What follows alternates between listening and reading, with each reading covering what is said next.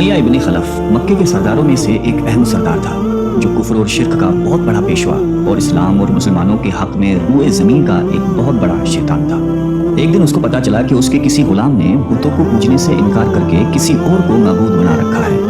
اس نے غلام کو فوراً بلا کر یہ پوچھا کہ میں نے سنا ہے کہ تم نے کوئی اور معبود بنا لیا ہے، سچ سچ بتاؤ کہ تم کس کی عبادت کرتے ہو؟ غلام نے کہا کہ محمد صلی اللہ علیہ وآلہ وسلم کے خدا کی۔ امیہ غصے سے لال پیلا ہو گیا اور کہنے لگا کہ محمد کی خدا کی پرستش کرنے کا یہ مطلب ہوا کہ تم ہمارے مقدس بتوں کے دشمن بن گئے ہو، سیدھی طرح راہ پہ آ جاؤ ورنہ ذلت کے ساتھ مارے جاؤ گے۔ میں یہ ہرگز برداشت نہیں کر سکتا ہوں کہ تم بتوں کی پوجا کرنے والے کے غلام رہ کر محمد کے خدا کی پرستش کرو۔ وہ غلام جو توحید کا سچے دل سے شیدائی ہو چکا تھا، اس نے بے دھڑک امیہ کو جواب دیا کہ میرے جسم پر تو تمہارا زور چل سکتا ہے، لیکن میں اپنا دل اور اپنی جان محمد صلی اللہ علیہ وآلہ وسلم اور اس کے خدا کے پاس رکھ چکا ہوں۔ اب اللہ کی عبادت ہی میری زندگی کا مقصد ہے اور تمہارے خود سے بنائے ہوئے بتوں کو پوجنا میرے بس کی بات نہیں ہے۔ یہ جواب سن کر امیہ بن خلف غیظ و غضب سے دیوانہ ہو گیا۔ ایک غلام نے اسے بے دھڑک جواب دے دیا تھا۔ اس نے کڑک کر کہا کہ اچھا تو پھر اپنی بے دینی کا مزہ چکھ، دیکھوں گا میں کہ محمد اور اس کا خدا تجھے کیسے بچاتے ہیں۔ امیہ کے تشدد شروع ہو گئے۔ مکہ کی زمین گرمی کے سبب بڑی مشہور تھی۔ امیہ اپنے غلام کو دوپہر کی تپتی دھوپ میں زمین پر لٹا کر سینے پر بھاری پتھر رکھ دیتا تھا کہ وہ کروٹ نہ لے سکے، پھر کہتا تھا کہ محمد کے دین سے باز آ جاؤ، لیکن اس ظلم کے باوجود بھی اس غلام کے منہ سے سوائے احد کے کچھ نہیں نکلتا تھا۔ امیہ مزید غضبناک ہو کر اذیتیں مزید بڑھاتا جاتا۔ ایک مرتبہ تو امیہ نے ظلم کی انتہا کر دی۔ پورا ایک دن اور پوری ایک رات غلام کو بھوکا پیاسا رکھا اور تپتی ہوئی ریت پر لٹا کر اسے تڑپنے کا تماشا دیکھ رہا تھا۔ اس کی یہ کوشش بھی غلام کو حق سے نہ ہٹا سکی۔ آخر تھک ہار کر امیہ نے مکے کے بدماش لڑکوں کو بلایا اور ان سے کہا کہ اس غلام کو اتنی اذیتیں دو کہ یہ محمد اور اس کے خدا کا نام لینا بھول جائے۔ یہ لڑکے امیہ کی خوشی حاصل کرنے کے لیے اس بے بس غلام کو بری طرح مارتے پیٹتے تھے، جسم کے کپڑے اتروا کر لوہے کی چادریں پہنا کر تپتی دھوپ میں کھڑا کر دیتے تھے، لیکن غلام کی زبان سے احد کے سوا کچھ نہیں نکلتا تھا۔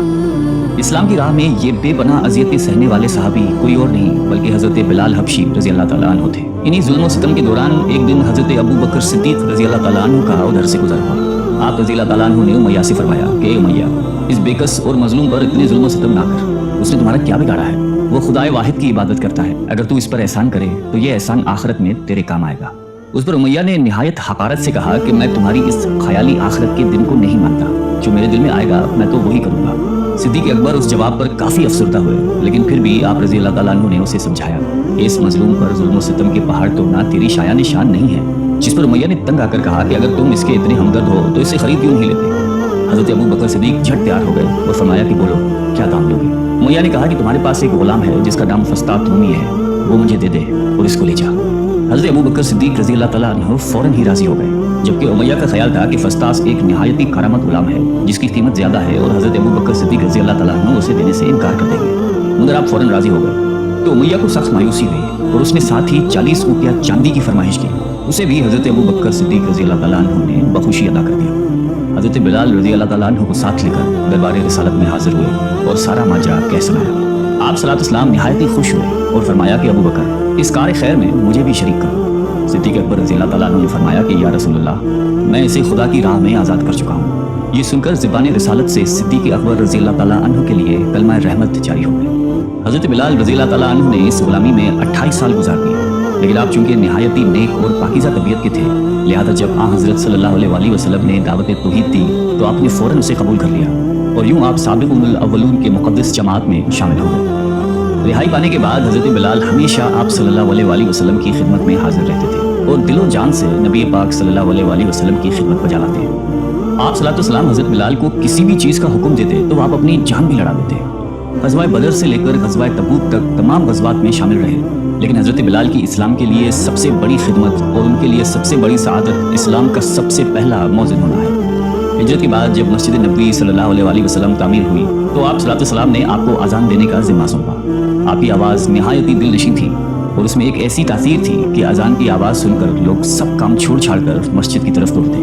8 ہجری میں جب مکہ فتح ہوا تو کعبے کو بتوں سے پاک کرنے کے بعد آپ صلی اللہ علیہ وسلم نے حضرت بلال سے فرمایا کہ اے بلال، کعبے کی چھت پر کھڑے ہو کر اذان دو۔ اور یہ مبارک سلسلہ حضور صلی اللہ علیہ وآلہ وسلم کی حیات مبارکہ تک اسی محبت اور عقیدت کے ساتھ جاری رہا۔ لیکن 11 ہجری میں جب آپ صلی اللہ علیہ وسلم نے سفر آخرت اختیار کر لیا تو اس عاشق رسول صلی اللہ علیہ وسلم پر غم کا پہاڑ ٹوٹ پڑا اور مدینے میں رہنا اب آپ کے لیے دشوار ہو گیا۔ آپ کو ہر وقت پیارے نبی صلی اللہ علیہ وسلم کی یاد ستاتی رہتی تھی۔ آپ صلی اللہ علیہ وسلم سے آپ نے سنا ہوا تھا کہ مومن کے لیے سب سے افضل عمل جہاد فی سبیل اللہ ہے، لہٰذا آپ رضی اللہ تعالیٰ عنہ خلیفہ اول حضرت ابو بکر صدیق کی خدمت میں حاضر ہوئے اور جہاد پر جانے کی اجازت طلب کی۔ لیکن حضرت ابو بکر صدیق رضی اللہ تعالیٰ عنہ نے آپ کو خدا کا واسطہ دے کر کہا کہ مجھے اس بڑھاپے میں تنہا چھوڑ کر مت جاؤ۔ تو حضرت بلال نے اس شرط پر ابو بکر صدیق رضی اللہ تعالیٰ عنہ کی بات مان لی کہ اب وہ رسول اللہ کے بعد کسی کے لیے اذان نہیں دیں گے۔ حضرت ابو بکر صدیق رضی اللہ تعالیٰ عنہ نے ان کی یہ بات مان لی، لیکن آپ کے دور خلافت کے بعد خلیفہ دوم حضرت فاروق اعظم رضی اللہ تعالیٰ عنہ کے دور میں بھی جب بیت المقدس کی تسخیر کے لیے شام جانا پڑا تو وہاں عیسائیوں سے صلح نامہ طے پانے کے بعد حضرت عمر فاروق رضی اللہ تعالیٰ عنہ نے ایک خطبہ دیا اور حضرت بلال سے درخواست کی کہ آج جبکہ قبلہ اول پر توحید کا پرچم لہرا دیا ہے تو اس باعظمت موقع پر اگر آپ اذان دیں تو ہم آپ کے مشکور رہیں گے۔ حضرت بلال نے یہی اذان دینی شروع کی تو صحابہ کرام کو عہد نبوی کی مبارک یاد تازہ ہو گئی اور ان پر رکت کاری ہو گئی۔ شام کے معرکے کے بعد حضرت بلال نے شام ہی کے ایک گاؤں میں رہائش اختیار کر لی، کیونکہ مدینے میں ہر وقت آپ کو آپ صلی اللہ علیہ وسلم کی یاد ستاتی رہتی تھی۔ لیکن ایک دن آپ نے خواب میں آپ صلی اللہ علیہ وسلم کی زیارت کی۔ آپ ان سے فرما رہے تھے کہ اے بلال، کیا ابھی وقت نہیں آیا کہ تم ہماری زیارت کے لیے آؤ؟ اس خواب نے آپ کو بہت تڑپا دیا اور آپ بےتاب ہو کر فوراً مدینے روانہ ہو۔ مدینے پہنچ کر حضرت بلال نے روزہ اقدس پر حاضری دی اور اس درد سے روئے کہ حاضرین بھی اشکبار ہو گئے۔ وہیں حضرت امام حسن رضی اللہ تعالیٰ عنہ اور حضرت حسین رضی اللہ تعالیٰ عنہ بھی موجود تھے۔ نانا کے پیارے نواسوں کو آپ نے اپنے ساتھ چمٹایا اور بے تحاشا چومنے لگے۔ حضرت حسن رضی اللہ تعالیٰ عنہ اور حسین رضی اللہ تعالیٰ عنہ نے آپ سے اذان فجر کی فرمائش کی، بھلا اس میں رد کرنے کی کہاں گنجائش تھی۔ اگلے دن جب فجر کا وقت ہوا تو آپ نے اذان دینی شروع کی۔ لوگوں کی عہد رسالت کی یاد تازہ ہو گئی اور لوگ اس طرح روتے ہوئے مسجد کی جانب چلنے لگے جیسے کہ نبی پاک صلی اللہ علیہ وسلم کا دور واپس آ گیا ہو۔ ایسا دردناک منظر اس کے علاوہ کبھی دیکھنے میں نہیں آیا۔ حضرت بلال حبشی رضی اللہ تعالیٰ عنہ نے 60 سال کی عمر میں وفات پائی۔ آپ کا مزار دمشق میں ہے۔